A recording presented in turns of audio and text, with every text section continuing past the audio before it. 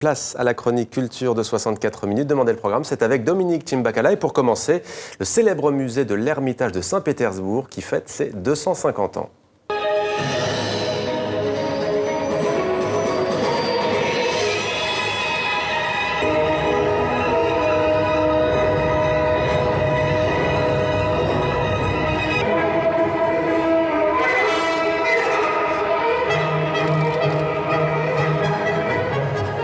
Bonsoir Dominique, ravi de vous retrouver. Des festivités qui ont commencé ce week-end et qui se poursuivent jusqu'aujourd'hui. Oui, d'ailleurs, et aujourd'hui c'est une journée porte ouverte, gratuite, donc pour tous ceux qui souhaitent visiter le musée de l'Ermitage. Alors 250 ans pour le musée de l'Ermitage, c'est vraiment l'occasion pour la Russie de rappeler la grandeur de son histoire, parce que ce palais est indissociable de l'impératrice Catherine II, la grande Catherine, qui a su à l'époque, au XVIIIe siècle, attirer tous les savants de l'époque, ceux qu'on nomme aujourd'hui les philosophes des Lumières, à commencer par Voltaire.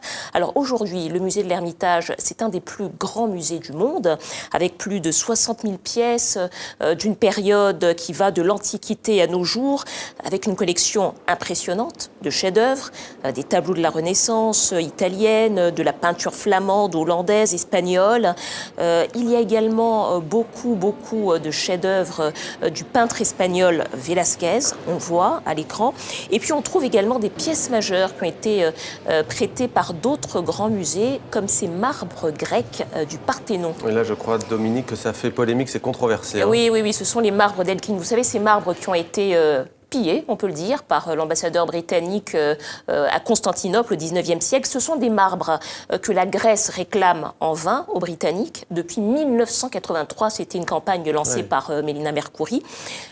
La Grande-Bretagne refuse de lui rendre et puis elle les prête au musée de l'Ermitage. Donc encore une fois, les autorités grecques se sont montrées très en colère. Enfin, tout ça pour dire que même si la Russie aujourd'hui est un petit peu isolée sur la scène internationale, eh bien, culturellement et dans le domaine des arts, c'est une nation qui compte encore. Au programme également, Dominique, la Belgique. On va maintenant parler d'un autre musée qui a quelques problèmes. Le musée fin de siècle s'apprête à fermer et pas pour des raisons de fréquentation. Non, pas pour des raisons de fréquentation, parce qu'il y a quand même eu encore 173 000 visiteurs cette année. Alors, petit rappel, ce musée fin de siècle, c'est un musée qui regroupe les artistes belges majeurs de la fin des années 1800 et début 1900.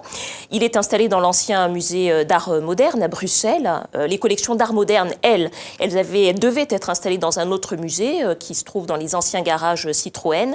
Sauf que la secrétaire d'État en charge des musées fédéraux vient de décider de récupérer les bâtiments de ce musée pour y remettre les collections d'art, parce que d'après elle, finalement, des collections qui appartiennent à l'État fédéral ne peuvent pas aller dans un musée de Bruxelles. Voilà, c'est une histoire qui est emblématique des divisions de la Belgique. Ce serait quand même une fermeture qui serait étonnante quand on sait que le musée a été inauguré il y a seulement un an, en grande pompe. Et c'est pour ça que l'opposition, d'ailleurs, dénonce le gaspillage. On va écouter.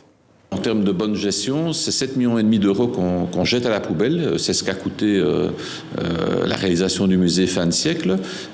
Et puis, ramener à nouveau les collections du musée, les collections d'art moderne, c'est à nouveau un investissement. Donc, on peut imaginer que c'est plus de 10 millions qui seront ainsi finalement dépensés inutilement.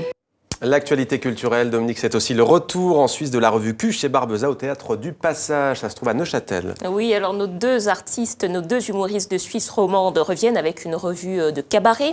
Alors cette année, ils sont entourés de nombreux artistes pour nous faire vivre l'actualité politique de l'année écoulée. C'est une revue qui est inspirée beaucoup du musical avec du chant, du mime, des acrobaties. Et puis c'est une revue aussi dans laquelle interviennent plusieurs compagnies, notamment une acrobate québécoise, on la voit, acrobate du Cirque du Soleil. Et puis comme toujours, ils égratignent l'actualité neuchâteloise. On va écouter. Perrin! Exactement, Yvan Perrin. Depuis les votations du 9 février, ah ben c'est sûr, ça devient presque impossible de trouver du personnel, c'est... Voilà, la revue Q chez Barbeza, c'est jusqu'au 28 décembre au Théâtre du Passage à Neuchâtel. C'était demandé le programme. Merci Dominique, à demain.